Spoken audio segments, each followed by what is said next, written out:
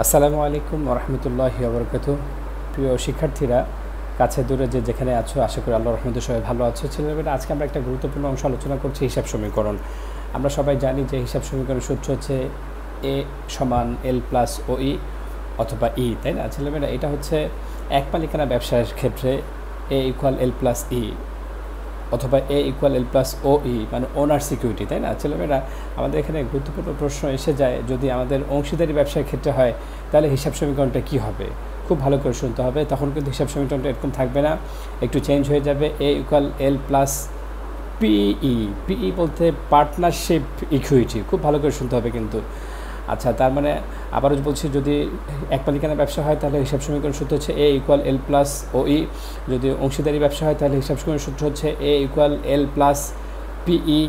আচ্ছা, আর যদি যৌথ মূলধনী ব্যবসা হয় তখন আমাদের হিসাব সমীকরণের সূত্র হবে A equal L plus SE, shareholder equity. কথা বুঝতে পেরেছো কিনা বলো?